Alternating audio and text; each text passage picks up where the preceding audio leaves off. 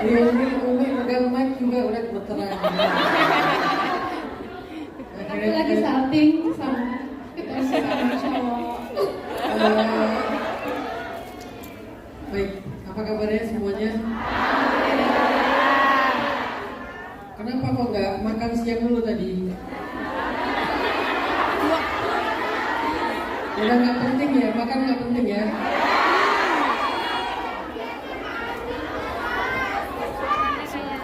Makasih pada Bunda Nur Istiqomah yang disingkat Nuris. Saya baru tahu hari ini nama beliau ternyata Nur Istiqomah.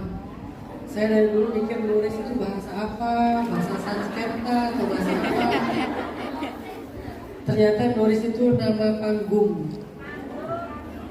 Nama panggung dari Nur Istiqomah. Makasih juga buat Ilham, makasih juga buat MC yang tadi udah gonta ganti nama Umi. Pertama Hanan Akira, yang kedua Hanin Akari.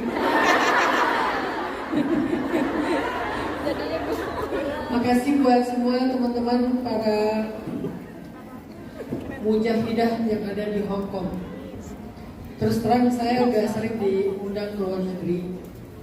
Saya pernah ngisi di Korea, saya pernah ngisi di Turki, di New Zealand, di Jepang, di beberapa negara. Tapi nggak ada yang suasana pengajiannya seantusias dan sehangat Hong Kong.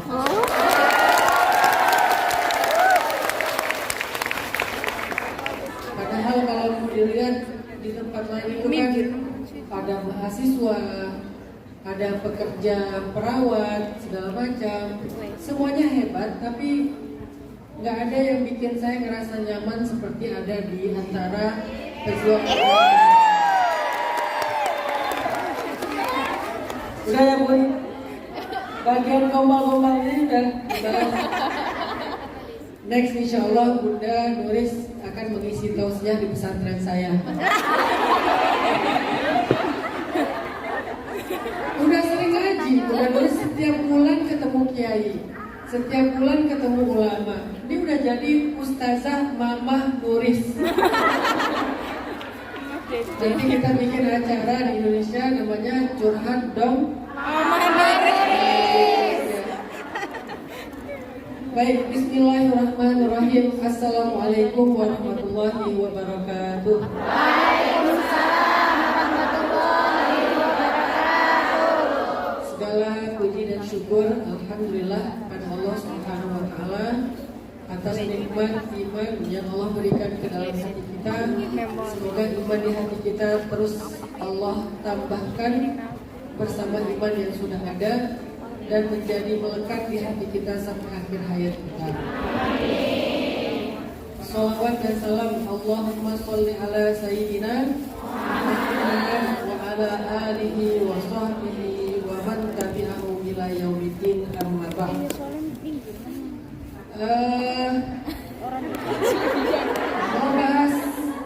Mau bahas apa hari ini?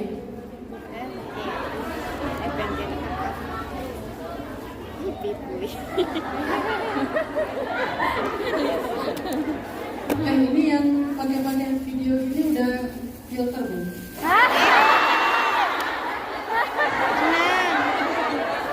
Filter dulu, saya nggak akan mau repost.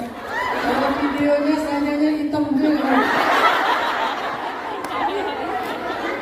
Yang pertama saya repost, yang paling sayanya putih.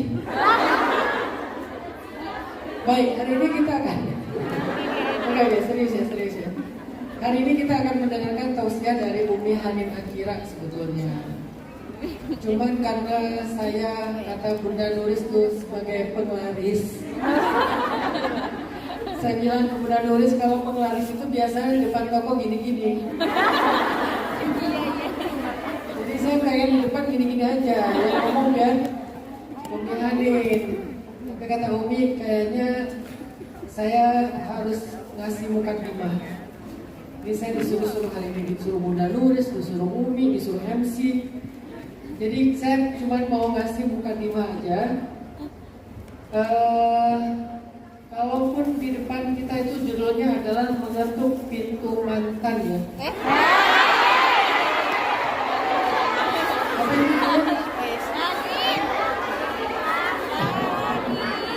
mengetuk pintu. Mantan. Nah, maaf ya, keceplosan. Salah alamat. Siapa di sini yang punya mantan? Tuh kan,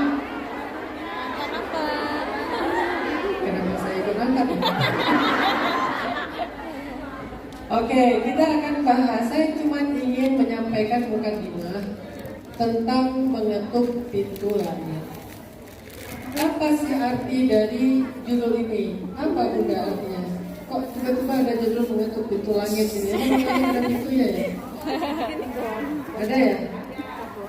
Oke, gini. Saya pengen memberi mukadimah dengan sebuah kisah. Jadi ceritanya dulu itu di zaman Nabi ada seorang pedagang yang melakukan perjalanan dagang dari Damaskus ke Madinah. Perdagangan dari Damaskus ke Madinah. Di tengah perjalanan, di tengah jalan, tiba-tiba orang ini dicegat oleh seorang perampok. Hartanya diambil, kemudian dianya mau dibunuh. Lalu dia bilang, biarkanlah saya hidup, lepaskanlah saya, ambil semua harta saya. Yang penting saya, biarkan saya hidup. Kata perampok itu, harta kamu saya ambil, tapi kamu mau saya bunuh. Karena dia ngerasa udah gak punya lagi harapan untuk lolos. Dia lihat di sekelilingnya di lembah itu, dia ada di sebuah lembah. Di sekeliling lembah itu dia lihat banyak tengkorak manusia. Ternyata emang itu tempat pembegalan di zaman itu. Kalau sekarang mungkin kelitih ya. Tahu kelitih?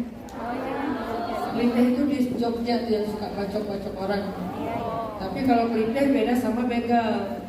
Kalau begal ngambil harta, kalau kelitih cuman pengen ya ngambil nyawa, cuman pengen nyakitin orang.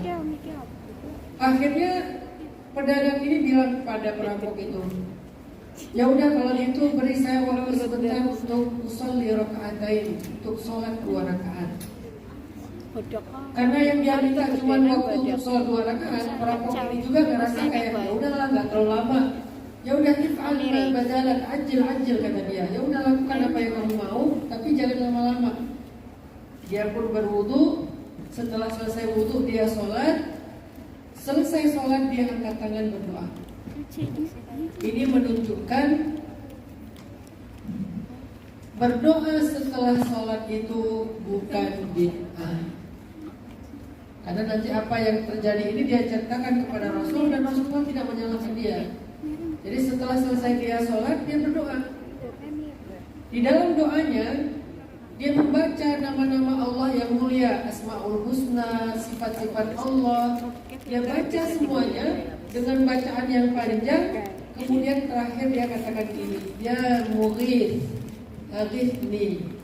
Ya Mughith, aghithni. Ya Mughith, aghithni 3 kali. Tiba-tiba ketika dia selesai membaca Ya Mughith, aghithni yang ketiga, maka datanglah seorang laki-laki penunggang kuda memakai pakaian putih, ikat kepala berwarna hijau, dan dia membawa hirbah. Hirbah itu kalau bahasa sekarang adalah tombak. Dia datang dengan menunggang kuda yang larinya sangat cepat. Tiba-tiba dengan tongkat itu, dengan tombak itu dia memukul perampok dan perampok itu tersungkur. Kemudian laki-laki itu turun dari kudanya, dia datang kepada pedagang yang tadi sedang berdoa, dia serahkan tongkatnya atau tombaknya, dia katakan, Kum faktulhu, bangun ambil tombak ini, bunuhlah perampok itu. Karena perampok itu sudah terkapar, tapi belum mati. Kum faktulhu, sekarang ambil tombak ini, bunuh perampok itu. Kata laki-laki pedagang ini, Ma qataltu nafsan qad wa ma tatayyaba nafsi liqatli. Aku gak pernah bunuh orang dan aku gak suka bunuh orang, kata dia. Akhirnya diambil lagi itu tombaknya sama laki-laki ini, dia tancapkanlah di tubuh perampok sehingga perampok itu pun mati seketika. Setelah kejadian ini, pedagang yang tadi masih terduduk, dia bertanya kepada laki-laki penunggang kuda. Dia bilang, Man an, kamu itu siapa? Kamu siapa? Kok tiba-tiba ada di tengah padang pasir? kok tiba-tiba nolong saya? Kamu siapa? Lalu kemudian penunggang kuda ini menjawab, ana malakun minas sama'i tsalitsah. Aku adalah malaikat dari langit ketiga. Ternyata malaikat beneran. Aku adalah malaikat dari langit ketiga yang diutus Allah untuk menolong kamu. Wahai pedagang, wahai fulan, ketika kamu mengucapkan ya mughith, aghithni yang pertama, ternyata langit itu berguncang. Langit berguncang. Kemudian para malaikat penduduk langit mengatakan, amrun hadath, amrun hadath, amrun hadath. Ada kejadian besar, ada kejadian besar, ada kejadian besar. Lalu kamu ucapkan lagi yang kedua, ya mughith, aghithni. Maka terbukalah semua pintu-pintu langit, seolah-olah daun-daun pintu langit itu bergesekan, terbuka semuanya. Lalu ketika engkau mengatakan ya mughith, aghithni yang ketiga, turunlah malaikat Jibril. Kemudian malaikat Jibril berseru, wahai para malaikat, man lihadzal makruh, siapa yang mau menolong laki-laki yang sedang kesusahan ini? Semua malaikat mengangkat tangannya. Ana ya Rabb, ana ya Rabb, ya Allah tunjuk saya, ya Allah tunjuk saya. Akhirnya kemudian Allah menunjuk aku, katanya, sehingga turunlah aku untuk menolong kamu dengan perintah Allah Subhanahu wa taala. Dia turun menjelma sebagai laki-laki yang sempurna, mengendarai kuda, membawa tombak, dan dia langsung membunuh perampok tersebut. Sehingga kemudian laki-laki pedagang ini selamat.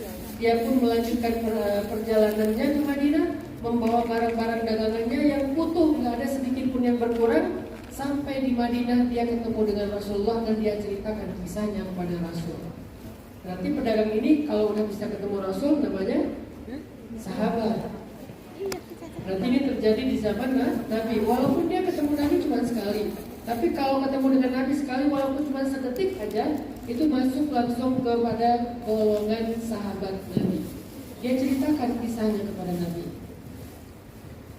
Setelah dia menceritakan kisahnya kepada Nabi, Nabi bilang, ya fulan, wahai pedagang, sesungguhnya engkau telah mengetuk pintu langit dengan nama-nama yang mulia di antara nama-nama Allah. Maka Allah memberikan kepadamu pertolongan dari jalan-jalan yang tidak engkau duga. Nah pertanyaannya, apa yang dibaca oleh laki-laki ini? Kok sampai langit itu terbuka, langit itu berguncang, malaikat semuanya pada heboh. Kalau bahasa sekarang itu tiba-tiba dia trending di langit, tiba-tiba dia viral di langit, tiba-tiba dia masuk ke lambe malaikat. Lambe malaikat itu artinya jadi pembicaraannya para malaikat ya. Kan ada lambe lurah, ada lambe malaikat, ada lambe syariah. Apa itu lambe syariah? Gosip sambil zikir. Ya Allah. Astagfirullah, nggak nyangka, subhanallah. Sambil gibah, sambil zikir. Akhirnya dia viral di langit. Dia trending, dia viral, dia dibicarakan oleh para malaikat. Bahkan malaikat semua berlomba-lomba pengen turun untuk nolong dia. Yang kemudian Allah memerintahkan salah satu di antara malaikat itu yang dipilih menolong dia. Apa yang dia baca? Kok bisa doanya itu bisa mengguncang langit, mengetuk pintu-pintu langit?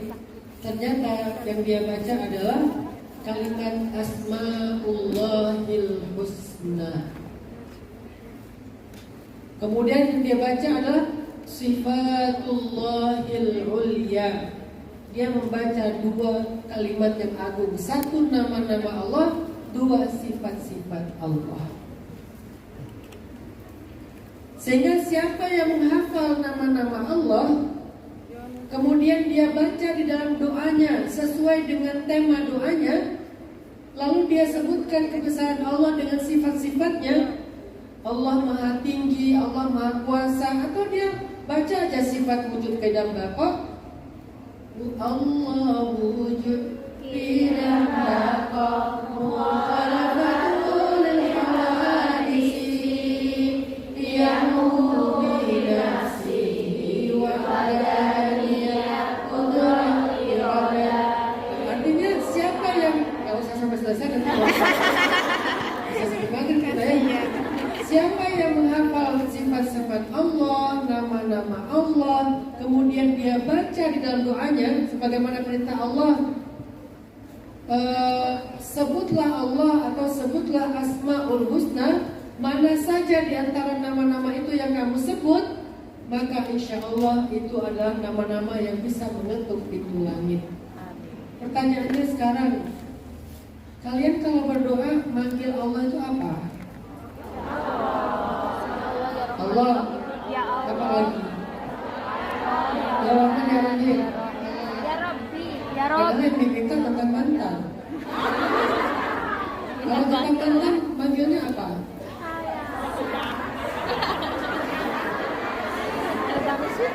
Kan nggak tahu kan? Sama. Kalau tentang mantan panggilnya ya Adil atau ya Adil, wahai yang maha adil. Kan misalnya gini ceritanya, kita lagi bete nih gara-gara tahu mantan udah bahagia. Ada ceritanya Kan banyak tuh yang nanya, Ustaz kenapa ya orang yang menzolimi kita, yang meninggalkan kita, yang pergi pas kita lagi sayang-sayangnya, kan dia statusnya zolim, tapi kok dia hidupnya baik-baik aja, kok dia hidupnya bahagia, kok dia makin sukses, sementara kita kena mental gitu kan. Itu gimana Ustaz? Nah caranya, pertanyaan saya, kenapa dia masih tahu tentang mantan? Kayaknya udah unfollow, unfriend. Ternyata dia ngeliat pakai akun kedua. Pakai akun akun. Oke, maksudnya gini, kalau kalian mau meminta sesuatu kepada Allah, cobalah minta dengan menyebut nama Allah yang sesuai dengan permintaan kalian. Itu rahasianya. Saya dulu ketika minta anak, ketika saya lagi umrah, saya pengen diberikan keturunan anak perempuan yang nanti saya kasih nama Aisyah. Akhirnya saya minta, ya Wahhab, wahai yang menganugerahkan, wahai pemberi anugerah. Selama saya di depan Ka'bah, pikir saya ya Wahhab, ya Wahhab, ya Wahhab, terus memanggil ya Wahhab. Ketika saya pengen bayar utang, karena saya punya utang karena namanya orang usaha ya, kadang-kadang produksinya kita ketemuan, ya biasalah ketemuan pinjam dulu 100 gitu kan. Gak ada duit nih, pengen bayar utang nih, ya Razzaq, ya Razzaq, ya Razzaq. Ketika saya pengen memperluas jangkauan dakwah saya, pengen bikin tren di Indonesia supaya hijrah itu jadi tren, gimana caranya membuka banyak tempat untuk masuk dakwah. Akhirnya saya panggil ya Fattah, ya Fattah, ya Fattah. Ketika saya butuh diberikan lebih banyak anugerah dan kebaikan oleh Allah, saya panggil ya Karim, ya Karim, ya Karim. Artinya salah satu cara untuk mengetuk pintu langit dan langit itu akan berguncang untuk kita adalah dengan menyebut nama-nama dan sifat-sifat Allah yang mulia. Hasilnya dahsyat. Tapi challenge-nya, kita harus hafal dulu nama-nama ini. Setelah menghafal, kita pahami. Setelah dipahami, dipakai sesuai dengan doanya. Dan memahaminya harus, karena kalau kita memanggil Allah tapi kita nggak paham apa makna dari nama ini, nanti panggilan kita nggak powerful. Saya yakin sekali Allah yang Maha Wahhab. Makanya saya yakin ketika memanggil ya Wahhab, habli dzurriyyatan thayyibah, habli min ladunka waladan sholihan, atau apapun. Ya Allah ya Wahhab, pemberi anak keturunan, anugerahkanlah untuk saya keturunan anak solih, anak solihah. Saya paham maksud dari kata-kata ya Wahhab. Rabbana hablana, itu kan? Hablana dari kata Wahhab. Min azwajina wa dhurriyyatina qurrata a'yun waj'alna lil muttaqina imama. Maka salah satu cara paling gampang mengetuk pintu langit adalah dengan menyebut dan memanggil nama-nama serta sifat-sifat Allah yang mulia. Satu kisah lagi. Mungkin kalian pernah dengar cerita nenek-nenek di zaman Nabi Musa. Pernah dengar kan? Jadi ceritanya ada seorang nenek, dia udah tua, gak punya anak, tapi pengen punya anak. Maka kemudian dia datang kepada Nabi Musa bilang gini, ya Nabi Allah, ya Karim Allah, wahai Nabi yang berbicara dengan Allah, mintalah kepada Allah agar Allah memberi saya anak. Saya belum punya anak, udah tua. Akhirnya Nabi Musa berdoa, ya Allah, ini ada nenek-nenek minta anak. Kemudian Allah bilang kepada Nabi Musa, Musa, sampaikan kepada nenek-nenek itu kalau dia takdirnya gak akan punya anak. Takdirnya, artinya kan ini sesuatu yang sudah ditetapkan. Dia ditetapkan, ditakdirkan gak akan punya anak. Akhirnya Nabi Musa bilang, Nek sabar ya, nenek udah punya takdir dan takdir nenek gak akan punya anak. Oh gitu, ya udah pulang aja si nenek. Besoknya balik lagi, pas balik lagi minta lagi, ya Nabi Allah, doakan saya punya anak. Kata Musa, kan udah kemarin, siapa tahu sekarang bisa. Ya Allah, nenek yang kemarin ya Allah, minta anak sama kayak kemarin. Kata Allah, Musa, katakan ke dia takdirnya gak akan punya anak. Nek, kata saya juga sama tentu. Tapi Nabi Musa kan bukan orang Sunda ya, jadi kayak aksennya gak gitu sih, itu aksen saya. Iya tuh. Nek sabar, nenek gak akan punya anak, itu udah takdir nenek, terima aja gitu. Oh gitu, ya udah pulang. Besoknya balik lagi, nenek yang kemarin dia, kenapa Nek minta anak? Loh kan kemarin udah 2 kali, siapa tahu hari ini bisa. Akhirnya Nabi Musa, ya Allah, tak bersih.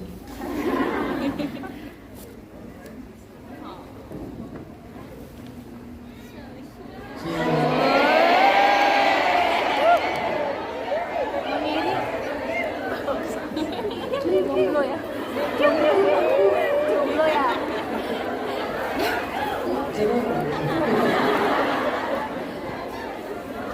Sampai mulai tadi? Nenek-nenek Bersin. bersin. Nenek bersin. Cerita sebenarnya sampai mana? Punya anak 2 kali. Oh iya, Nabi Musa doakan saya punya keturunan. Kan kemarin udah, siapa tahu hari ini bisa. Ya Allah, kata Nabi Musa, ini nenek yang kemarin lagi, dan dia minta sesuatu yang sama. Kata Allah, Musa, sampaikan ke dia, takdirnya gak akan punya anak. Akhirnya Musa bilang, Nek, saya harus ngomong gimana ya? Kan nenek takdirnya gak akan punya anak. Ya udah, terima aja. Oh ya udah, pulang gak balik-balik lagi dalam waktu berapa lama. Tiba-tiba setelah sekian lama datang bawa bayi. Masya. Datang si nenek teh bawa bayi. Ditanya sama Nabi Musa, ini nenek yang dulu kan? Ya. Ini siapa? Ini bayi saya, anak saya. Agak lain. Loh, bayi gimana nek? Maksudnya, ya bayi saya, anak kandung saya, anak biologis saya. Kok bisa ceritanya punya anak kan? Tapi dia gak akan punya anak. Ya udah, Nabi Musa tanya aja sama Allah. Akhirnya Nabi Musa tanya, ya Allah, gimana cerita si nenek-nenek itu punya anak? Kan kata Allah gak akan punya anak takdirnya. Wahai Musa, kata Allah, setiap kali dia pulang meminta anak, aku katakan dia gak akan punya anak. Sepanjang jalan dia memanggil aku dengan kata-kata, ya Rahim irhamni, ya Rahim irhamni, ya Rahim irhamni. Rahim, kenapa kandungan dalam bahasa kita dikenal dengan istilah Rahim? Karena itu rahmah dari Allah. Dan Allah yang memberikan rahmah itu namanya Ar-Rahim. Sehingga nenek ini memanggil, ya Rahim, kasihanilah saya. Ya Rahim, kasihanilah saya. Maksudnya, kalau saya mati gak punya anak, siapa yang akan mengurus saya? Siapa yang akan mendoakan saya?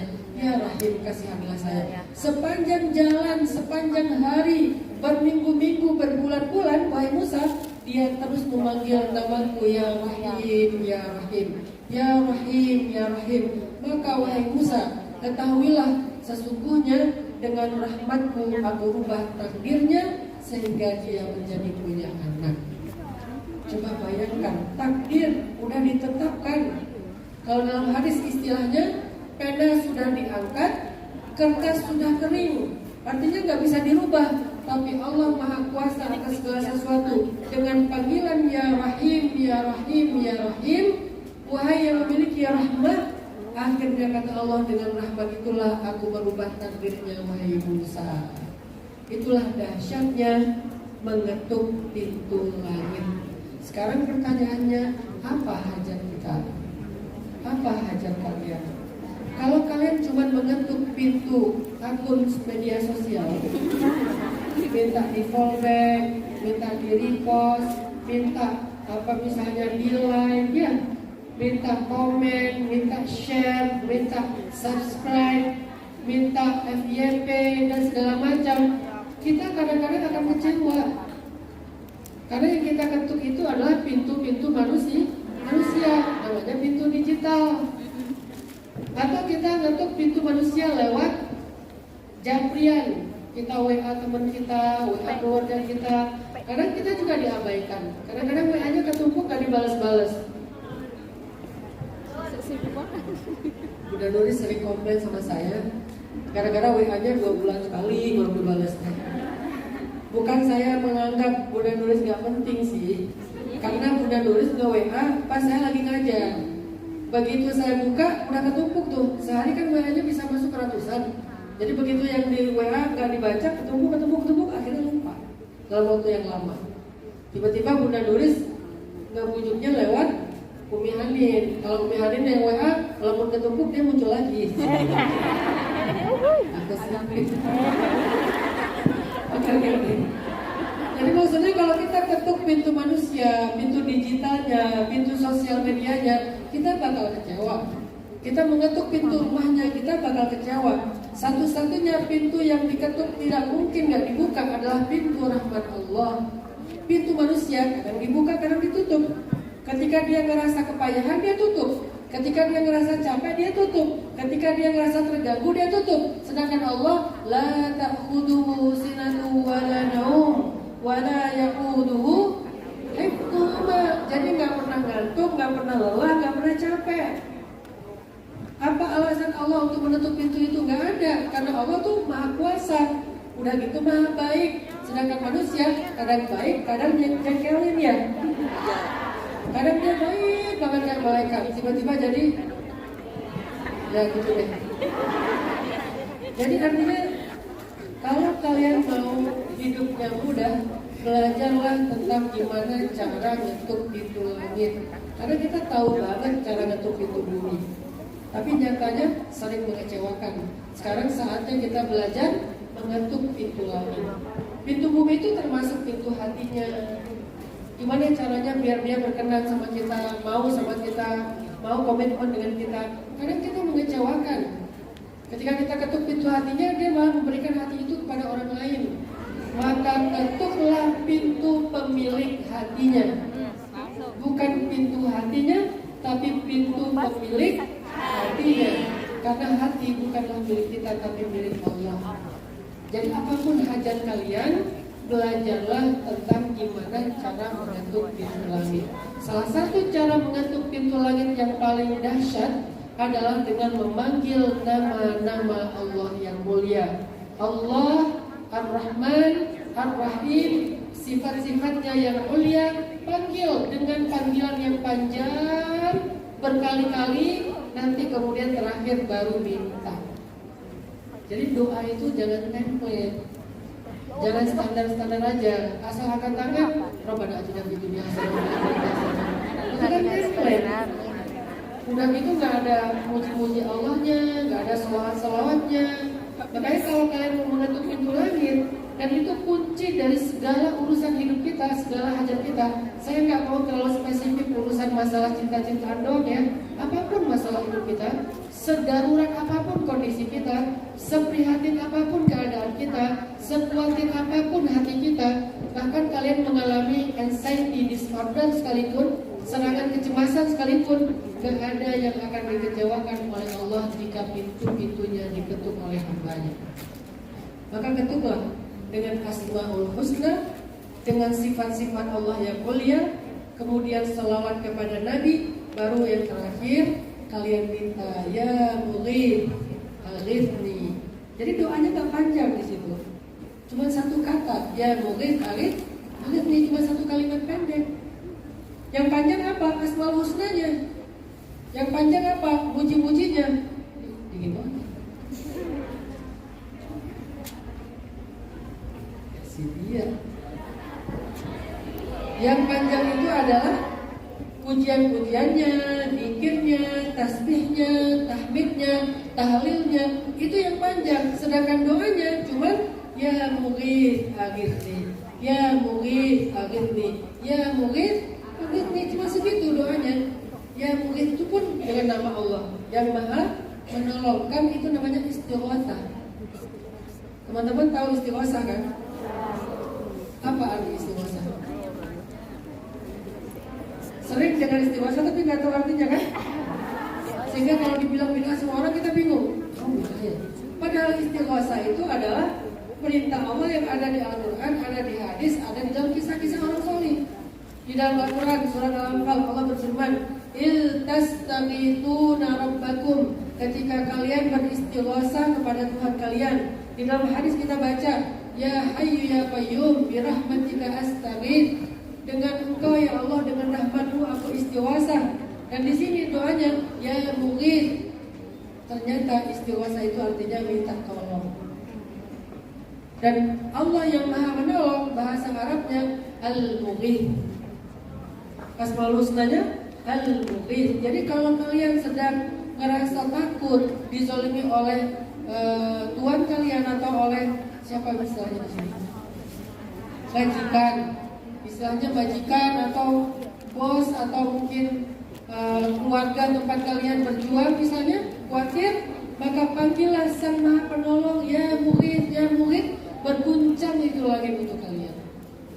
Jadi memang doanya nggak panjang, cuma ya mughith aghithni, yang panjangnya puji-pujian kepada Allah. Mudah-mudahan prolog mukaddimah ini bisa menjadi sebuah insight, menjadi sebuah penjelasan supaya teman-teman di Hong Kong, para pejuang-pejuang hebat ini nggak lagi khawatir untuk segala hajat-hajatnya, karena ada yang Maha menunaikan hajat kalian dan Dia bisa apa aja, dan Dialah Allah Subhanahu wa Ta'ala. Yang penting kalian tahu sekarang gimana cara mengetuk pintu langit. Nah sekarang kita masuk kepada materi inti. Itu cuma bukan dimana. Nah materi inti ini akan disampaikan oleh Ustazah Umi Hanin Akira. Silakan Umi Hanin. Bismillahirrahmanirrahim. Terima kasih Ustaz Hanan. Assalamualaikum warahmatullahi wabarakatuh.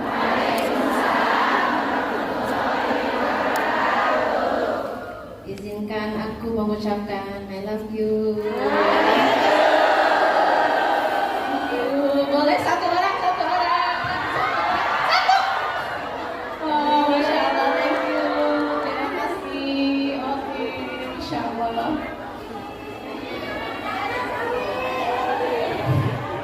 Terima kasih, Masya Allah.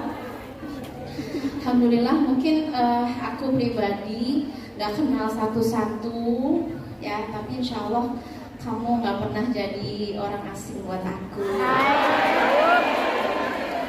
Insya Allah kita akan berjumpa selalu di dalam majelis cinta. Majelis cinta di dunia maupun di akhirat. Amin. Ya Rabbal Alamin. Iya, jadi luar biasa ya tema yang disampaikan Ustadz Hanan, mengetuk pintu langit gitu. Dan ternyata aku juga dibisikin sama Bunda Nuris sebuah tema yang titipan gitu ya. Katanya mengetuk pintu cinta. Boleh aku bicara cinta? Diizinkan? Terima kasih. Masya Allah, di sini yang lagi jatuh cinta boleh angkat tangan. Banyak ya. Gimana rasanya berbunga? Bahagia? Candu nggak? Candu banget ya. Ternyata jatuh cinta itu kalau menurut orang yang jatuh cinta itu saking candunya, aku nggak mau berhenti jatuh cinta. Karena memang ya happinessnya itu beda. Happinessnya, semangatnya, bener nggak sih? Cuman luar biasa nanti kalau udah kena sakitnya, kena deritanya, luar biasa juga. Jadi aku pengen berkisah tentang sebuah cinta yang bikin Abdullah ibnu Abbas sampai punya sebuah doa. Pada waktu sore hari di padang Arafah di hari ke-9 Yom Tasi' min Dzul Hijjah ba'dal asr asyiyatan, di sore hari Abdullah bin Abbas sedang berdoa, bermunajat, karena ini adalah hari agung, hari mulia, hari besar, hari berdoa, hari di mana Allah membanggakan para jamaah yang berkumpul di padang Arafah. Tiba-tiba didatangkan seorang pemuda dengan penampakan yang sangat menyedihkan. Kulitnya kering, kurus, tatapan matanya kosong, jiwanya hampa. Sampai Abdullah bin Abbas bertanya, Man hada, dimana kullu hada? Kepo banget Abdullah bin Abbas. Ya bena'am Rasulullah, wahai sepupu Rasulullah sallallahu alaihi wasallam. Dia adalah pemuda yang dulunya sangat ganteng, bersinar, bercahaya, namun dia saat ini sakit berat. Nastashfi, makanya kami datang supaya engkau pulihkan, supaya engkau sembuhkan, supaya engkau kembalikan lagi kondisi yang dia begitu bersinar sekarang menjadi pemuda yang sangat kehilangan cahayanya, sampai dia kurus, kering gitu. Mahada, ketika ditanya mada bika, ada apa denganmu, dia nggak ngejawab, dengan mata kosong. Terus ditanya lagi, apa yang bisa aku lakukan biar kamu kayak ngerasa didengar, dimengerti, ya kan? Takutnya mungkin kondisi seperti ini nggak semua orang mau ngedengerin, nggak semua orang mau understanding, mau ngerti gitu. Terus kata dia, di dalam tubuhku ada sebuah derita cinta yang hampir saja menghabisi nyawaku. Dia bilang seperti itu. Dia merasakan kepahitan cinta, derita cinta karena sebuah perpisahan. Terus gak lama, beberapa saat setelah dia komentar seperti itu, badannya bergetar, dia berteriak, dan nyawanya meninggalkan jasadnya. Dia mati dalam kondisi apakah syahid cinta, apakah apa ini ya, Allahu a'lam, kita nggak tahu, kita nggak boleh juga kita ngejudging gitu ya. Makanya ngelihat kondisi seperti ini, Abdullah bin Abbas sampai Allah berdoa ya, karena kan ngeri ya, ini sakit apa, ini jenis penyakit apa, kok bisa sebuah penyakit sampai bisa mengambil nyawa seseorang. Apakah dia lebay, apakah dia bucin, apakah dia, maaf ya, ini kalau bahasa kita adalah tolol banget sih, masa karena cinta dia mati gitu. Tapi kita sebagai orang yang menyaksikan orang yang sakit kayak gitu ya, kita jangan sampai mencaci, mencela, nyinyir. Jadi contohlah dari sikap Abdullah ibnu Abbas. Kalau melihat kondisi seperti itu, cepat-cepatlah kita berdoa, Allahumma inni a'udzubika minal ishqi. Ya Allah, jauhkan aku dari musibah cinta, derita cinta, brutalnya rasa rindu, ya, kepedihan cinta, keringnya cinta, karena itu real, gak semua orang ngerasain, makanya ya biasa aja gitu, yang tidak merasakan. Bahkan Al-Busiri, sahib Burdah, seorang penulis syair cinta, tapi cintanya ini untuk Rasulullah karena dia fakih tentang cinta dan dia mendengar kisah cinta, mendengar banyak sekali kisah cinta, dan dia mengatakan, aku meminta maaf untuk kalian wahai para penyinyir, jangan coba-coba nyinyirin orang yang lagi jatuh cinta, karena jika kalian merasakan derita yang sama, kalian merasakan kepahitan yang sama, kalian gak akan pernah menjadi seorang tukang nyinyir. kan. Jadinya jangan pernah kalian julid, dan ngebaperin orang yang sedang jatuh cinta. Oke, Masya Allah. Jadi memang kondisi orang jatuh cinta itu secara umum ya. Ini contoh cowok, yang cewek siapa? Zulaiha. Zulaiha itu perempuan cantik, sudah ada suami, dia punya posisi, dia seorang tokoh perempuan ya di negerinya ya. Tapi ketika dia jatuh cinta, apa yang terjadi? Dia kehilangan akalnya, dia kehilangan maksudnya ya dia nggak lagi memikirkan tentang status dia, nggak lagi memikirkan apapun, yang penting jatuh cinta. Karena katanya orang jatuh cinta itu beneran udah jadi batu. Dia itu aslinya pelit banget. Tuh, gak apa-apa, yang penting aku cinta. Dia complicated, sadar gak sih? Sadar sih, bener, dia complicated, tapi aku udah jatuh cinta. Tahu nggak? Dia itu misalnya ya main belakang, iya sih, tapi aku udah jatuh cinta. Pokoknya semua yang kita ucapkan kayak udah mental. Begitu kondisi orang yang jatuh cinta. Makanya kalau para perempuan di zaman Zulaiha ya, mereka nyebut Zulaiha apa coba? Qad syaghafaha hubba. Dia benar-benar telah tertutup akalnya, tertutup jiwanya, tertutup. Yang dia tahu hanya Yusuf ya. Yang dia ingat hanya Yusuf. Memori dia, kenangannya, pikirannya, ilusinya, imajinasinya, pagi siang malam, semuanya hanya tentang Yusuf. Karena memang kalau orang jatuh cinta ini yang kena adalah pikiran. Coba teman-teman yang sedang jatuh cinta, apa kabar sholatnya? Apa kabar sholatnya? Apakah full bisa fokus atau kamu kembali lagi kepada si dia? Apa kabar pagi siang malamnya? Ya pagi siang malam dia kepikiran, ngapain aja dia kepikiran. Jadi kayak benar-benar orang jatuh cinta ini butuh sebuah healing ya, sebuah kayak kesadaran gimana ini untuk kembali lagi, karena nggak fitrah perempuan atau fitrah siapapun, kita itu fokus kepada Allah Subhanahu wa Ta'ala. Tapi ketika kita sudah berubah fokus ya, ini sudah nggak fitrah lagi. Nah ini kita belajar tentang self control ya, kita ingat lagi tentang self integrity, self love, self respect. Kalau kita kehilangan 4 hal ini ketika kita jatuh cinta, maka kita akan bernasib seperti orang-orang yang ya mungkin inna sholati wa nusuki wa mahyaya wa mamati lil habib, untuk kekasih aku.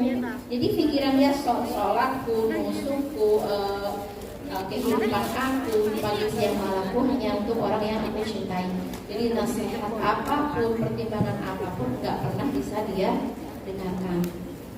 Jadi caranya gimana?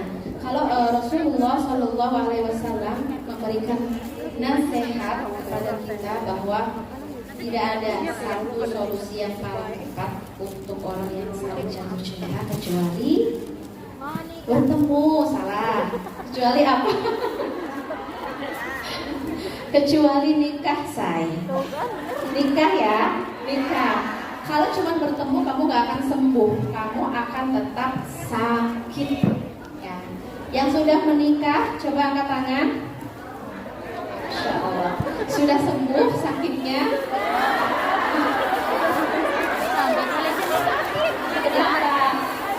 Sudah, belum ketemu lagi. Yes, benar banget. Karena orang yang saling jatuh cinta itu dia bisa melampaui apapun ya, dengan kalimat, dengan pikiran kita, meskipun jauhan secara fisik, tapi secara emosi, secara jiwa kita selalu ingin bertaut, selalu ingin berjumpa, selalu ingin ketemu. Nah ini bagus kalau sudah halal. Apa kabar kalau masih cinta terlarang? Ya kan? Apa kabar kalau masih cinta yang haram? Ini pasti sulit banget. Makanya self control. Jadi observe Jadi orang jatuh cinta itu kalau kita nggak pandai observe itu meneliti diri aku. Kenapa aku jatuh cinta? Awalnya ini apa? Ada yang bilang, Umi, aku nggak tahu. Aku jatuh cinta ini kenapa? Jatuh cinta ini dari Allah kah? Dari iblis kah? Dari siapa coba jatuh cinta itu? Please. Karena banyak yang tanya, Umi aku nggak tahu, padahal aku jarang ketemu sama dia, tapi kenapa aku tiba-tiba jatuh cinta? Biasanya jatuh cinta itu ya memang ada awalnya, nggak mungkin kita ujuk-ujuk jatuh cinta gitu. Itu berawal dari mata. Jadi please, biar kamu nggak kena penyakit cinta, nggak. Ya karena katanya love is infectious. Jadi cinta itu infeksi. Kamu sedang terinfeksi. Kenapa aku bisa terinfeksi? Karena maaf, kamu belum belajar tentang Ghodul Basar. Jadi infeksinya awalnya dari mana? Dari mata saya. Jadi tahu ya sekarang kenapa kita terinfeksi cinta. Awalnya adalah dari mata kita yang tidak kita jaga. Dan kenapa sih ini ada kaitan apa dengan mengetuk pintu langit? Pintu langit itu bisa kita ketuk dan terbuka dengan baik ketika kita tidak punya hijab, tidak punya penutup, tidak punya kotoran-kotoran, polutan-polutan. Karena kayak cinta yang sifatnya hawa nafsu itu adalah polutan yang mempersulit kehidupan kita sehingga kita sulit untuk mengetuk pintu langit. Jadi sekarang udah tahu infeksi awal dari mana? Mata. Setelah terinfeksi mata kita, masuklah ke pikiran. Udah kan? Berimajinasi, masuk ke perasaan. Setelah masuk perasaan, action. Umi, aku kangen brutal. Baik. Cek gak ya? Kepoin gak ya? Chattingan gak ya? Karena aku kangen banget sama suara dia. Kangen banget gitu ya. Kangen banget. Pokoknya asal ngeliat wajahnya aja aku udah mood, aku udah happy banget gitu. Ini gimana? Jadi kalau kamu nggak punya pertahanan, kamu akan semakin terinfeksi, sakit kamu makin parah. Jadi kamu gimana? Kamu mau healing, artinya mau memproses sebuah penyembuhankah? Atau sebaliknya kamu semakin terinfeksi? Karena kalau sudah terinfeksi tadi, ujungnya sampai penderitaan mental, penderitaan emosional, penderitaan fisik itu dirasain semua. Cuman gara-gara infeksi mata.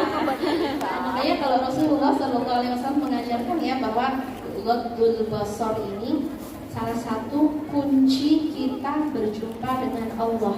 Salah satu kunci kita ma'iyatullah, punya kebersamaan dengan Allah. Semakin kita menjaga pandangan kita, menjaga hasrat kita, menjaga gejolak yang kita miliki, maka insya Allah yang menjaga Allah maka dia akan dijaga. Ihfadillah, Allah yahfaduka. Ihfad al-basar, Allah yahfaduka. Ihfad al-afkar, Allah yahfaduka. Jadi ini kuncinya adalah menjaga.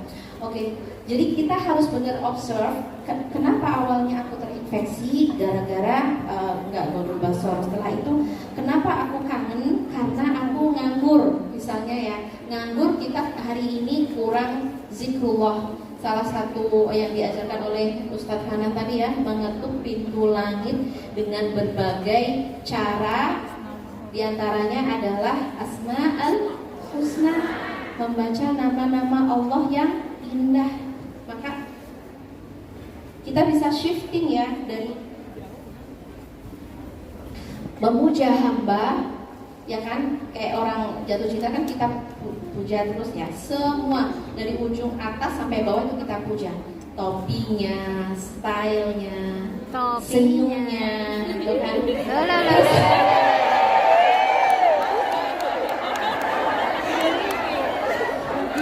Bahkan kalau orang jatuh cinta semakin deep itu kayak dia tuh nggak berani natap matanya, itu nggak berani. Kenapa? Takut semakin jatuh cinta gitu. Jadi mending mundur aja gitu ya.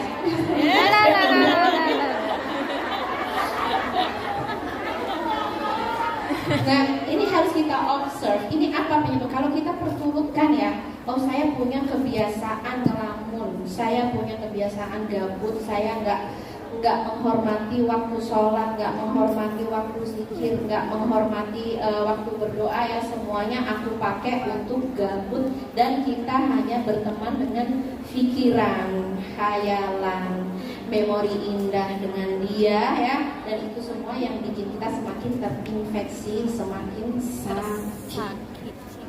Ya. Jadi intinya adalah aku ingin mengingatkan jangan berteman dengan pikiran. Karena pikiran kita bukan teman baik. Pikiran kita sering membawa kita kepada halu, imajinasi, atau bahkan Umi, aku sedih. Kenapa kamu sedih saya? Karena aku berteman dengan pikiran. Jadi kesedihan, kemudian anxiety, kemudian ketakutan dan lain sebagainya itu muncul dari produk berpikir, bukan muncul dari zikrullah. Jadi gimana Umi kalau aku kangen brutal? Oke, tahan tangan, jangan pencet apapun. Oke, aku punya cinta dan Allah punya aturan. Aku punya cinta dan Allah yang punya masa depan. Untuk apa semua kangen ini kalau ujungnya adalah perpisahan? Enggak, ya kan? Kita nggak mau. Untuk apa semua pengorbanan, rasa sakit kalau ujungnya adalah ya perpisahan? Kita nggak mau ya. Kita maunya semua keindahan ini punya masa depan yang halal. Kita nggak ingin hanya angan-angan yang isinya hanya yang isinya hanya cinta yang terlarang ya. Jadi teman-teman yang dirahmati Allah, observe diri kamu. Biasanya kenapa muncul kangen? Itu pasti kita paham kenapa aku kangen, karena kamu kurang zikir ya. Jadi kalau kamu lagi kangen brutal, kamu boleh ucapkan hasbunallah wa ni'mal wakil. Hasbunallah, hasbunallah wa ni'mal wakil.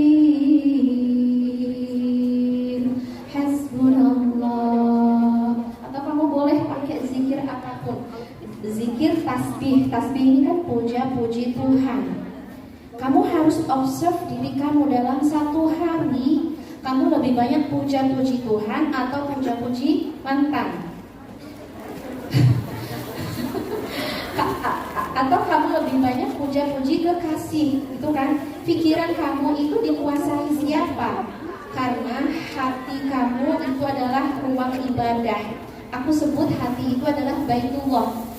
Hati itu rumahnya Allah. Hati itu harusnya hanya menyembah Allah, memuja Allah, bukan memuja yang lain. Makanya ketika kita mencoba memuja al-makhluk, meninggalkan al-khaliq, yang kita rasakan adalah derita cinta. Oke. Jadi terus ya, kamu observe diri kamu, ini kenapa aku kangen dan gimana cara mengatasi kangen, gimana cara menahan diri ya. Kalau Nabi Yusuf qala ma'adallah innahu rabbi ahsana mathwaya. Ternyata dia pejuang. Artinya arti pejuang itu dia agresif, dia ngerayu kita. Neng, sudah makan belum? Gitu kan. Neng, sudah sholat belum? Gitu kan. Jadi ceritanya pacaran tapi syariah, ingetin sholat, ingetin sholat tahajud dan lain-lain ya. Kalau dia semakin agresif, makanya kita harus belajar say no. Say no itu kalau bahasa Nabi Yusuf adalah ma'adallah innahu rabbi ahsana mathwaya. Aku berlindung kepada Allah. Yes, aku cinta dia. Yes, aku mengidamkan dia. Yes, aku ingin punya masa depan dengan dia. Yes, aku ingin selalu bersama dia. Tapi aku gak akan menyalahgunakan cinta. Pantang aku perempuan menyalahgunakan mata, telinga, pikiran, bahkan fisik. Karena cinta itu Dia akan bersatu lewat kata-kata. Itu awalnya ya, startnya lewat kata-kata. Next, dia akan berusaha bersatu secara jasad. Jadi makanya disebutnya bahwa mata itu bisa berzina. Mata bisa berzina dan nanti bisa turun ke pikiran, ke hati dan lain sebagainya. Dan kita harus bisa say no. I respect my Lord. Aku perempuan yang menghargai Tuhanku.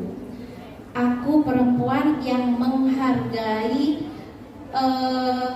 aku dijanjikan oleh Tuhanku sebuah kerajaan. Ketika aku tidak menghargai Tuhanku, aku akan diusir dari kerajaan Tuhan. Kita diusir dari Hong Kong aja kayak naudzubillah ya. Apalagi kalau kita nanti diusir dari kerajaan Tuhan gara-gara perbuatan-perbuatan yang tidak diridhoi oleh Allah Subhanahu wa taala. Mencoba untuk mendengarkan bimbingan Allah, mendengarkan mendengarkan bimbingan, melihat hidayah dari Allah supaya kita bergerak bukan karena hawa nafsu, tapi kita bergerak karena bimbingan dari Allah Subhanahu wa taala.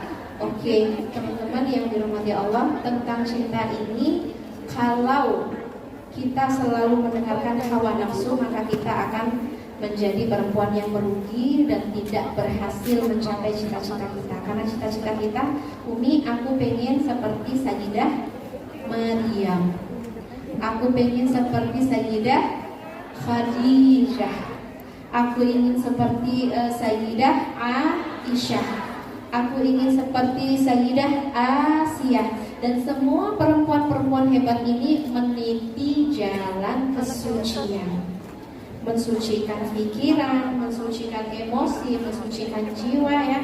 Innallaha astafaki wa tahharaki wastafaki ala nisa'il alamin. Sesungguhnya ketika kamu jatuh cinta, Allah bukan ingin membuatmu masuk ke neraka, tapi justru Allah ingin meningkatkan derajat kamu, perempuan terpilih. Jatuh cinta tapi tetap menjaga kesucian, jatuh cinta tapi tetap bisa menghormati Tuhannya, menghargai Allah, menghargai aturan-aturan Allah SWT. Karena memang cinta ini sesuatu yang rasa yang nggak bisa kita bendung, tapi kita bisa ngebendung action kita.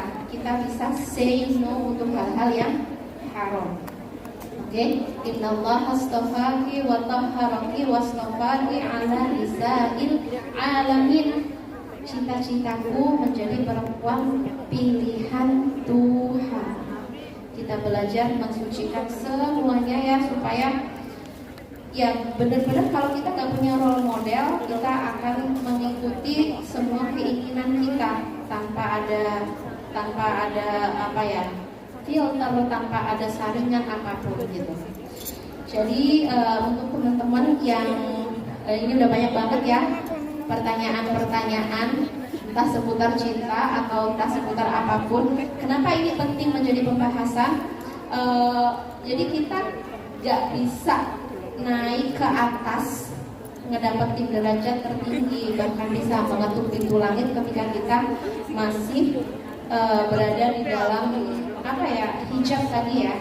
Kita nggak bisa menembus pintu langit. Oke, kayaknya kita mulai ya untuk bacain pertanyaan-pertanyaan dari teman-teman. Ada berapa ini, banyak banget.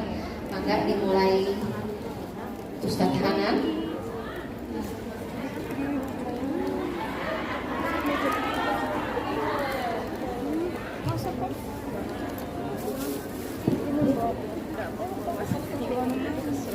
Terima kasih Umi Hanin untuk nasihat tentang suci cintanya. Apa kesimpulan dari nasihat Umi tadi? Cinta itu berasal dari tulis lagi ya. Cinta berawal dari mata. Maka pelajaran pertama untuk menghentikan cinta-cinta yang brutal, cinta-cinta yang liar, maka mulailah dari menjaga pandangan. Jangan di-save fotonya.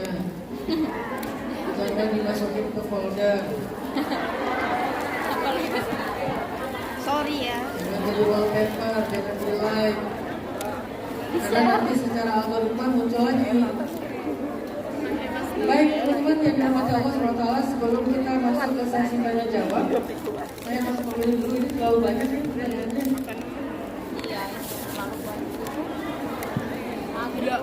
Mungkin saya akan hanya memilih beberapa saja dan akan saya coba kumpulkan sesuai dengan temanya, karena ini ada sekitar 10 penanya ngomongnya curhatnya tentang suami. Jadi mungkin dari 10 ini jadi satu karena hampir mirip. Terus nanti yang lain sesuai tema. Tapi sebelumnya saya pengen ngajak teman-teman sekalian untuk sama-sama kita seperti kata Bunda Nuris tadi ya. Dan ini yang bikin saya salut juga. Kalau bahasa Bunda Nuris tadi adalah kalian orang-orang di Hong Kong ini sebagai pejuang apa tadi sorry? Sayang. Tapi kalian punya kontribusi untuk dakwah, jadi donatur dakwah itu tuh keren banget. Karena kan biasanya yang jadi donatur itu kan pengusaha, pejabat gitu ya. Tapi orang-orang kayak kita bisa jadi donatur justru itu istimewa. Berarti Allah Subhanahu Wa Taala memberikan taufik sehingga kalian punya saham amal jariah, baik di pondok saya ataupun di pondok-pondok para kiai-kiai yang lain atau dalam program dakwah-dakwah yang lain. Bahkan yang sebelumnya ketika saya ke sini, donasi dari kalian itu kita kirim ke Gaza, ke Palestina. Sehingga insya Allah kalian gak termasuk orang yang diam aja melihat kejahatan yang luar biasa yang terjadi di Palestina. Insya Allah rezekinya berkah. Karena rezeki itu ada 3 teman-teman. Rezeki itu ada 3. 1 adalah rezeki yang habis, 2 rezeki yang bertahan, dan 3 adalah rezeki yang menguntungkan.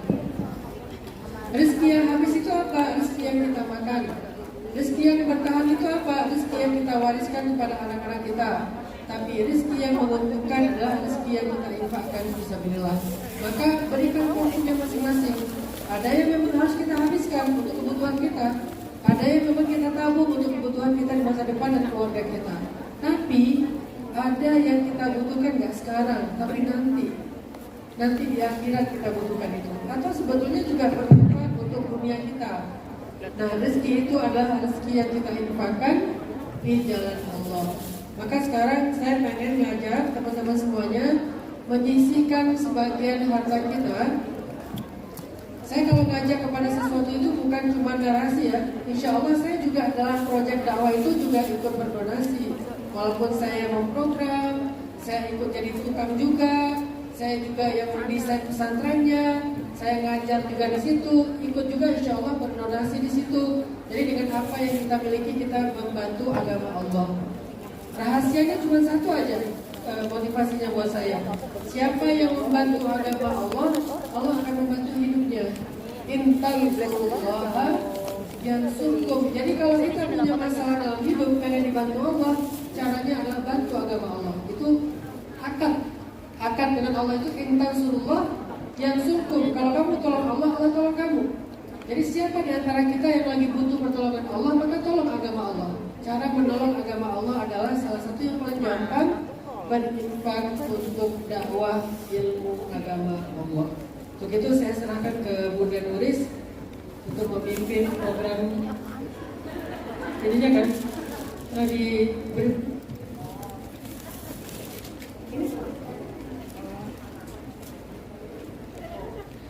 Alhamdulillah, sesuai dengan maturnya Ustaz tadi, ikhlas ngomong boten. Jadi yang udah ngomong tadi loh, yuk kita bersama-sama yuk ya menempelkan nitip ke pesantrennya Ustaz ya. Berikan yang terbaik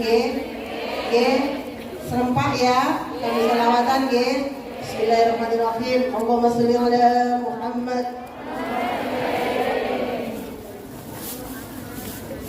Sallallahu ala Muhammad. Sallallahu alaihi wasallam. Baik teman-teman sekalian, alhamdulillah Sambil kita menunggu Bunda Doris foto-foto.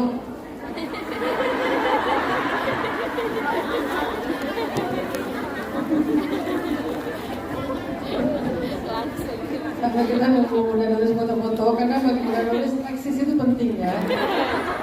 Kita baca dulu beberapa pertanyaan yang udah masuk.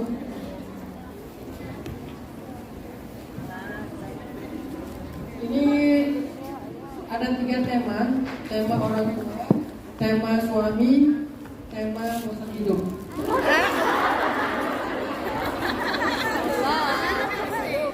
Rata-rata bosan hidup.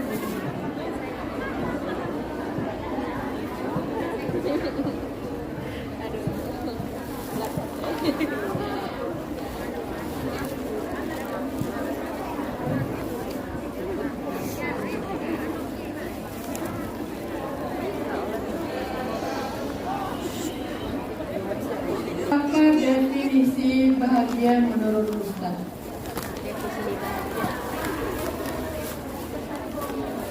Kenapa saya tidak merasakan itu? Saya suka bertanya pada diri sendiri, bahagia itu apa? Seperti apa sih? Tapi tanpa disadari air mataku menetes dan gak bisa menjawab bahagia itu apa. Bagaimana menghilangkan rasa seperti anak wanita yang tidak beruntung? Karena dalam kita percintaan rumah tangga saya mengalami KDRT, perselingkuhan berulang kali, dan ketika tentang ayah saya merasa tidak seberuntung anak perempuan di luar sana. Saya bekerja di sini dan 6 tahun lebih bosan. Ya masih panjang ya, nah, kalau kita baca nanti baru beres maghrib. Saya ambil poin intinya aja. Bahagia dalam Islam itu dibagi menjadi tuma'ninah dan sakinah. Bahagia itu menjadi 2, tuma'ninah dan sakinah. Tuma'ninah itu letaknya di hati, sakinah itu letaknya di luar diri kita. Faktor-faktor yang membuat hati kita bahagia adalah zikrullah. Ala bizikrillah tatma'innul qulub. Bukankah dengan zikir hati menjadi tenang? Sedangkan faktor-faktor bahagia yang disebut dengan istilah sakinah itu banyak. Pertama, faktor utamanya adalah circle kita, keluarga kita, orang yang terdekat kita. Mulai dari orang tua, kemudian saudara, kemudian pasangan, kemudian anak, termasuk fasilitas hidup kita kayak rumah, kendaraan, pakaian, dan berbagai macam hiburan. Semua itu bisa menentukan sakinah tidak sakinahnya di kita.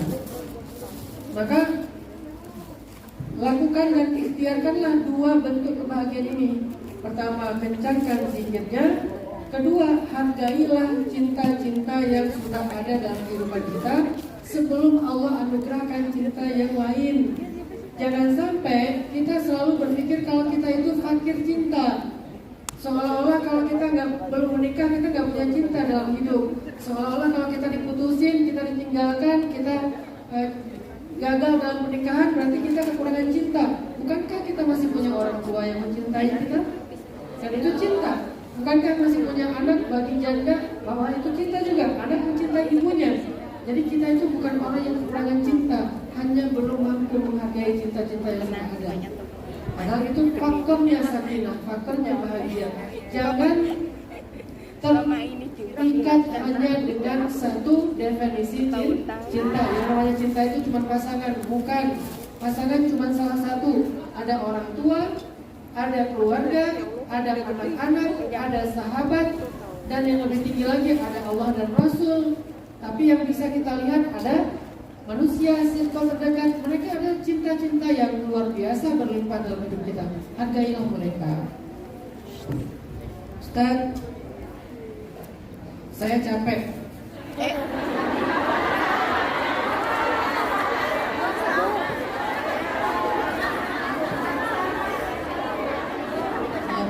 Kalau capek pijar. Ada 2 capek. Capek zahir, capek batin. Kalau capek zahir, tidurnya di kasur. Kalau capek batinnya, tidurlah di atas sajadah. Ngerti maksud saya? Ustaz, saya lelah. Sama. Yang tadi capek, yang ini lelah. Saya lelah, kehabisan energi. Energi apa? Sampai kamu ketemu siapa-siapa. Gampang, me time. Me time itu adalah sunnah Nabi. Dalam bahasa Arab, me time itu disebut dengan uzlah, disebut dengan tahannus, disebut dengan i'tikaf, dan puncaknya disebut dengan al-unsu billah. Semua itu me time. Yang paling ringan uzlah. Bisa naik gunung Uhud. Ada gunung apa di sini?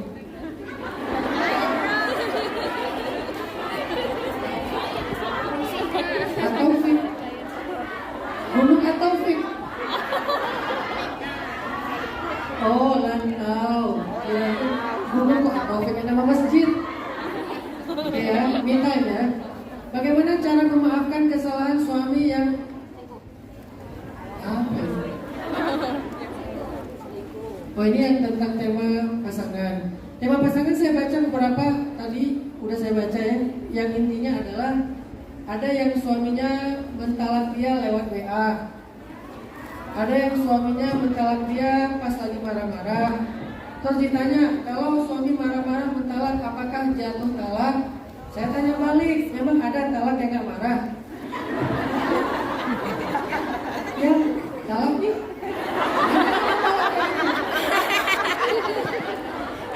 Aku pengen deh talak kamu. Talak di mana-mana mas, marah. Jadi talak yang tidak marah yang tidak menjatuhkan talak itu adalah marah yang sampai kehilangan akal. Kalau masih bisa ngitung 1 sama dengan 11, berarti masih berakal. Jadi itu nggak masalah. Terus talak lewat WA itu sama dengan talak lewat surat. WA itu kan surat digital. Kalau dulu nggak ada WA, adanya surat, maka jatuh talak. Kalau benar-benar niatnya untuk talak. Bagaimana kalau istri bertahan demi anak aja sebetulnya, udah nggak ada rasa cinta? Bentar, kata para ulama dalam rumah tangga, Allah nggak pernah ngomongin tentang cinta. Yang ada dalam rumah tangga itu adalah mawaddah warahmah, kasih sayang, bukan cinta. Kenapa Allah nggak pernah bicara tentang cinta dalam rumah tangga? Karena kita selalu bicara tentang cinta. Karena Allah tahu tidak semua rumah tangga itu berdasarkan cinta. Ada banyak rumah tangga yang dibangun bertahan dengan kasih sayang, bukan dengan cinta. Cinta itu kan perasaan yang nggak bisa dipaksain. Kayak ada ngekliknya gitu. Ini nggak ngeklik dengan pasangannya, tapi dia sayang, dia kasihan, dia sayang kepada pasangannya, sehingga dia bertahan, sehingga dia memberikan hak, sehingga rumah tangga mereka menjadi nyaman, bahagia. Walaupun modalnya bukan cinta, tapi modalnya kasih dan sayang. Jadi nggak apa-apa kalau salah satu di antara bentuk kasih sayang itu mampu mempertahankan rumah tangga kita. Salah satunya apa? Anak. Gak apa-apa banget. Dan itu gak zalim. Sambil meminta kepada ya wadud, beri kami mawaddah, warahmah, dan seterusnya. Kan gak bisa sekaligus. Ada lagi yang lain tentang suaminya. Bagaimana kalau misalnya suami kita tuh suka marah-marah? Apakah kita bertahan aja atau boleh gak kalau kita berpikir untuk minta talak? Kalau marah-marah doang mungkin masih bolehlah kita belajar sabar. Tapi kalau udah KDRT, kalau udah mulai fisik, kalau udah menyakiti, menzolimi secara membabi buta, maka pilihannya kembali kepada perempuannya. Dia berhak untuk meminta perlindungan dengan cara berpisah, atau juga dia bisa bertahan, dan itu kembali kepada dia. Nah, ini tentang orang tua. Bagaimana cara menyikapi ibu yang selalu minta dibiayai umroh? Sementara itu saya harus menabung dulu, dikarenakan permintaan itu saya sepertinya harus menunda keinginan menikah. Bagaimana pandangan Ustaz? Kalau menikahnya kita itu sudah menjadi kebutuhan yang sangat darurat, maka dahulukan yang darurat atas yang sunnah. Umroh adalah sunnah. Menikah wajib bagi sebagian orang, sunnah bagi sebagian lain, haram bagi sebagian yang lain. Tergantung niatnya. Kalau dia udah takutnya kalau nggak menikah malah berbuat zina, kalau nggak menikah nanti pacarannya terusan, maka menikah menjadi wajib. Maka dahulukan yang wajib atas yang sunnah. Insya Allah walaupun ibu kecewa itu tidak termasuk durhaka. Kenapa? Karena sesuai dengan agama Allah syariat. Tinggal gimana cara memahamkan ibu baik-baik. Bagaimana menyikapi ibu? Ini ibu juga ya. Yang patriarki, artinya yang selalu membenarkan anak laki-laki, kalau perempuan selalu salah. Suruh ngaji ibunya.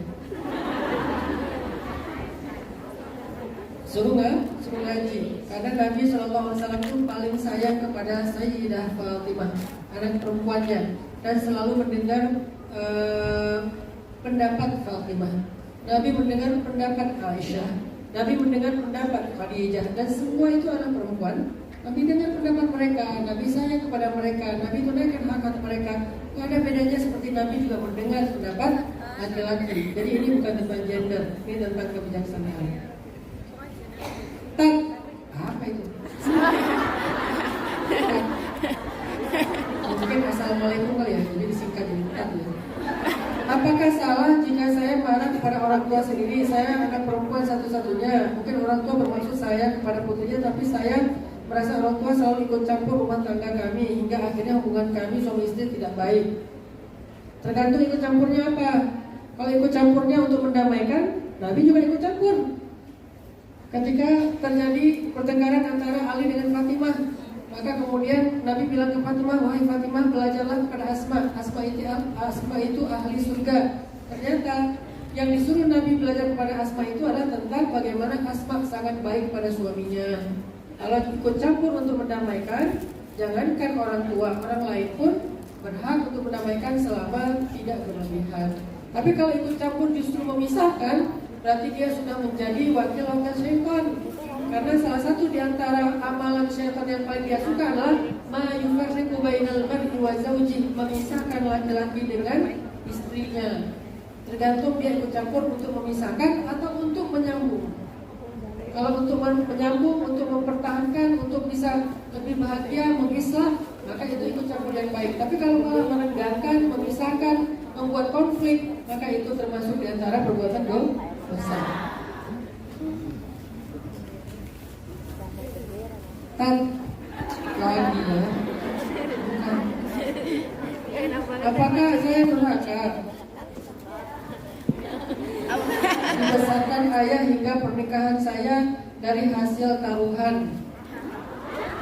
Jadi biaya pernikahannya dari hasil taruhan judi kali ya, judi online mungkin ya. Terus saat ini di rumah saya diolok-olok dan dibanding-bandingkan dengan anak orang lain. Sekarang saya bekerja di sini, orang tua meminta saya pulang karena bapak tidak sanggup merawat ibu. Jika saya pulang, bagaimana dengan masa depan saya dan keluarga baru saya?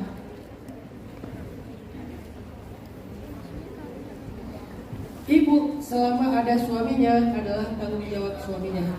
Jadi kalau kita ngomongin tanggung jawab ya, bukan ngomongin moral ya, ngomongin syariat tanggung jawab. Istri tanggung jawab suaminya, anak tanggung jawab orang tuanya, perempuan tanggung jawab laki-laki, dan seterusnya dan seterusnya. Setiap kalian adalah pemimpin, setiap pemimpin adalah bertanggung jawab dan seterusnya. Intinya kalau ada ayah, harusnya yang bertanggung jawab itu ayah, bukan anak perempuan. Udahlah anak perempuan dikasih tanggung jawab yang masih ada ayahnya, yang masih ada anak laki-lakinya. Ini udah kayak kebalik-balik ini pola-pola syariat dalam penerapan rumah tangga. Makanya kita perlu belajar lagi tentang syariat keluarga. Ada wali, dan wali itu ada tingkatan-tingkatan. Di kita itu kan kalau udah waris baru datang semuanya ya. Kalau udah masalah pembagian warisan, semuanya ngaku saudara. Beres warisan nggak ada yang kenal lagi. Nah ini masalah kita. Jadi tanggung jawab orang tuanya, tanggung jawab suaminya sebetulnya. Tapi kalau bicara moral, nanti ditimbang-timbang. Gimana caranya mengambil jalan ke jalan tengah tanpa mengorbankan keluarga baru kita, tapi juga jangan sampai mengecewakan ibu kita atau mencelakakan ibu kita. Apakah misalnya sebagian dari rezeki kita kirim untuk minta tolong siapa merawat ibu misalnya, atau bantuin ayah atau gimana, pasti ada jalan. Ustaz, gimana caranya menyaur utang orang tua? Padahal udah nggak tahu lagi berapa angkanya. Caranya adalah coba diskusikan atau komunikasikan dengan orang-orang yang dipercaya oleh orang tua kita. Biasanya mereka lebih tahu tentang masalah ini. Misalnya adiknya, saudaranya, sahabatnya. Biasanya sedikit demi sedikit akan terbuka. Walaupun mungkin kita nggak tahu akan terbuka semua atau enggak. Kata kuncinya adalah komunikasi. Ustaz minta doanya, kalau doa insya Allah nanti semuanya kita doain. Ada yang ayahnya baru meninggal hari ini, pasti kita doain juga ya. Yang terakhir, Ustaz, saya ingin menyempurnakan agama dengan menikah, tapi saya trauma, takut bertemu dengan pria yang berbahaya. Saya berusaha tidak pacaran, tapi saya sering dikira tidak laku. Gimana ya caranya ya Ustaz? Apa obat trauma? Obat trauma itu adalah belajar tawakal. Karena orang yang trauma itu secara definisi adalah takut jika sesuatu terjadi lagi yang pernah terjadi masa lalu. Itu kan trauma kan? Jadi dia takut tentang masa depan, tentang hal-hal yang pernah terjadi di masa lalu. Nah, gimana cara mengatasi rasa takut tentang hal-hal yang belum terjadi ini? Belajar tawakal kepada Allah. Dan tawakal itu dalam banget pemaknaannya. Tapi hakikat dari tawakal itu adalah titipkan masa depan kita kepada Allah, biar Allah yang mengatur seperti apa yang terbaik untuk kita. Makin kuat tawakal kita, sifat kita, iktimat kita di dalam hati kepada Allah, bergantungnya kita kepada Allah dalam hati, insya Allah semakin berkurang porsi trauma di dalam hati kita. Saya juga orang yang pernah trauma, walaupun dalam urusan yang berbeda, misalnya tentang finansial, tentang bisnis, segala macam. Tapi apa yang bikin saya berani mencoba lagi? Karena saya serahkan masa depan saya kepada Allah. Biar Allah yang mempertemukan saya dengan orang yang lebih amanah. Kalau di masa lalu saya pernah ketemu dengan orang yang khianat. Jadi makin kuat tawakal, insya Allah makin berkurang rasa traumanya. Saya kira demikian. Sebetulnya masih banyak banget, mohon maaf ya, dan semuanya bisa dibaca karena keterbatasan waktu kita.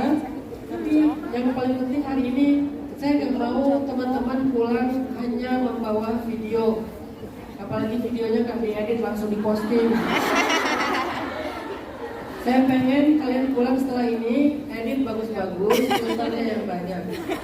Bukan itu yang bisa saya. Saya ingin kalian pulang dengan membawa hikmah-hikmah, karena itu yang paling mahal. Berapapun kita bayar, kalau kita dapat hikmah, maka itu jadi worth it. Tapi kalau kita gratis sekalipun, kalau nggak dapat hikmah, maka majelis itu jadi sia-sia. Nah, hikmah pertama yang ingin saya simpulkan, kalau kita ingin hidupnya mudah, maka cobalah jangan cuma mengetuk pintu bumi, ketuklah pintu langit. Pintu bumi sering mengecewakan kita. Kita ketuk pintu akun orang lain, kita ketuk pintu nomor telepon orang lain, kita ketuk pintu rumah orang lain. Kadang dibuka, kadang ditutup, kadang malah diblok, kadang malah di-reject. Itulah pintu-pintu bumi. Gak selalu menerima kita, tapi ketuklah juga pintu langit yang pasti selalu menerima dan terbuka untuk kita. Seberapa pendosa pun kita, itu kerennya. Kalau di bumi, kalau kita nyaman buat dia buka. Kalau kita pernah nyakitin dia atau mungkin kita nggak baik bagi dia, nggak akan dibuka. Langit, seberapapun pendosanya kita pasti dibuka asalkan kita ketuk. Itu yang pertama.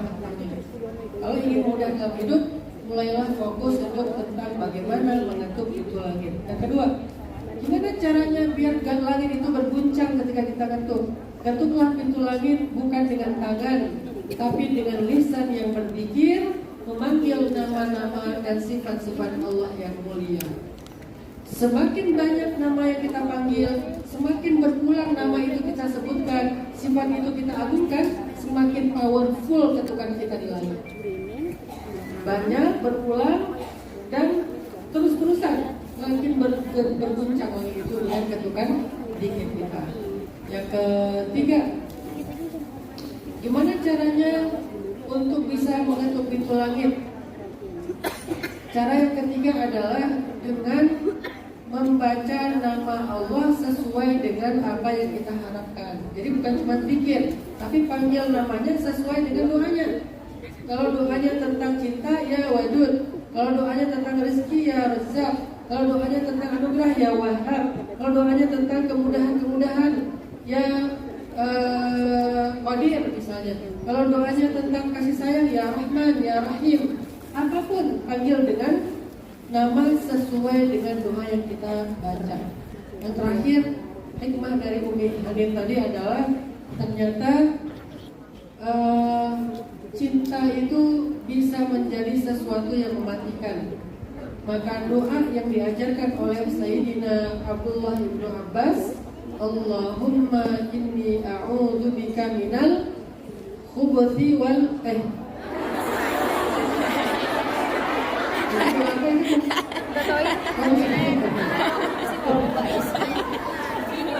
Masuk toilet. minal apa? Gak ada yang catat. Allahumma inni a'udzubika minal ishqi. A'udzubika minal ishqi. Pakai qaf. Ya Allah, aku berlindung kepadamu dari beratnya rasa rindu, beratnya rasa cinta, yang dengan rasa itu aku kadang-kadang tidak mampu mengendalikan diriku sendiri. Aku jadi lupa diri, hilangnya rasa malu dan seterusnya. Minta kepada Allah agar cinta tidak lagi mencelakai kita, tapi cinta menjadi rahmat yang kepada kita. Mudah-mudahan hikmah-hikmah ini bisa jadi oleh-oleh, dibawa pulang, dibawa dalam kehidupan sehari-hari, sehingga insya Allah hidup kita akan jadi jauh lebih berkah lagi di sisi Allah. Maka yang terakhir, mari kita sama-sama tutup dengan doa kepada Allah Subhanahu wa Ta'ala.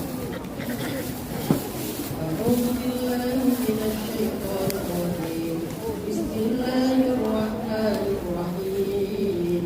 Allahumma lakal hamdu 'adada khalqik wa lakal hamdu zinata 'arshik ولك الحمد مداد كلماتك ولك الحمد يا حبيبنا حتى ترضى ولك الحمد إذا رضيت ولك الحمد بعد الرضا اللهم إنا نسألك بأننا نشهد أنك أنت الله لا إله إلا أنت الأحد الصمد لم يلد ولم يولد ولم يكن له كفوا أحد اللهم صل على سيدنا محمد في الأولين وصل على سيدنا محمد في الآخرين وصل على سيدنا محمد في الملأ الأعلى إلى يوم الدين.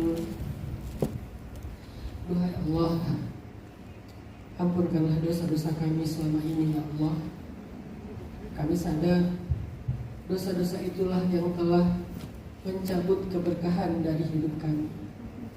Karena dosa-dosa itulah kami tidak lagi mudah untuk merasakan nikmatnya khusyuk di dalam ibadah kami. Karena dosa itulah tercabutlah cahaya dari wajah kami. Karena dosa itulah orang-orang solih menjauh dari kehidupan kami. Karena dosa itulah harta kami tidak lagi menjadi kebaikan bagi kami. Karena dosa itulah kami semakin jauh dari sajadah dan rumah-Mu. Karena dosa itulah hati kami menjadi tidak tenang, keluarga kami tidak lagi tentram. Karena dosa itulah hidup kami menjadi banyak ujian dan musibah. Ampunkanlah dosa-dosa kami ya Allah. Dosa yang kami lakukan secara diam-diam ataupun dalam keadaan terang-terangan. Dosa kecil yang menumpuk, membunuh, ataupun dosa-dosa besar yang mencelakakan. Ampunkan dosa kami ya Allah. Sungguhnya Engkau-lah yang Maha Pengampun lagi Maha Penyayang. Allahumma ighfir lana dzunubana ya Ghaffar, ya Ghaffar, ya Ghaffar, ya Tawwab, tub 'alaina taubatan nasuha. Ya Allah, kepada Engkau-lah kami berserah dan berpasrah. Kepada Engkau-lah kami serahkan segala urusan hidup kami, mati kami, dunia dan akhirat kami. Engkau yang Maha tahu segala yang tampak dan yang tersembunyi. Ya Allah, kami titipkan diri kami kepadamu. Ketika kami berada di sebuah negeri yang asing, kami tidak kenal banyak orang di sini. Kami tidak tahu mana yang manfaat, mana yang mudarat. Kami tidak tahu mana yang baik, mana yang buruk. Kami tidak tahu mata-mata yang memandang kami dengan pandangan yang dengki ataupun benci. Kami juga tidak tahu hati-hati yang punya hasad, yang punya keinginan-keinginan buruk atas diri kami. Kami berlindung kepadamu ya Allah. Jagalah kami selama kami hidup di dalam negeri yang asing kami ini ya Allah. Kami tidak ada di sini kecuali karena ingin berjuang untuk keluarga kami, pasangan kami, anak-anak kami, orang tua kami, dan orang-orang yang kami cintai. Jika bukan karena mereka, tidak mungkin kami ada di sini dengan segala ujian dan tantangannya. Maka ridhoilah kami ya Allah, ridhoilah niat kami ya Allah. Di antara kami di sini ada yang baru datang, mungkin mulai agak bingung, mungkin mulai merasa rindu kepada keluarganya. Kuatkan hatinya. Di antara kami juga ada yang sudah sekian tahun, bahkan berbelas-belas tahun. Maka jadikanlah semua pengorbanannya jauh dari keluarga sekian puluh tahun itu sebagai ibadah dan jihad di sisi-Mu ya Allah. Allah, jadikanlah setiap hari kami di sini sebagai ibadah. Walaupun kami tidak melakukan ruku dan sujud, tetapi perjuangan kami menafkahi keluarga kami semoga menjadi nilai ibadah di sisi-Mu ya Allah. Sehingga tidak ada yang sia-sia dari setiap waktu yang kami lalui di sini ya Allah. Allah, lindungilah kami dari segala keburukan. Allahumma inna na'udzubika min jahdil bala wa darakis syaqa wa su'il qada wa syamatatil a'da. Ya Allah, lindungilah kami dari buruknya bencana dan dari sulitnya kelaparan dan dari orang-orang yang jahat dan dengki yang ingin mencelakai kami. Ya Rabbana, kami titipkan juga keluarga kami di tempat kampung halaman kami. Kami mencintai mereka meskipun harus meninggalkan mereka dalam beberapa waktu. Kami tidak tahu perkembangan mereka kecuali hanya dengan surat-surat yang mereka kirim sesekali. Kami tidak bisa memandang mereka, melihat perkembangan mereka. Jika di antara kami ada anak yang masih kecil, kami tidak mendengar tangisan mereka di malam hari. Kami tidak mendengar manjanya mereka. Kami tidak bisa melihat perkembangan mereka tumbuh yang tiba-tiba mereka sekarang sudah menjadi anak yang besar.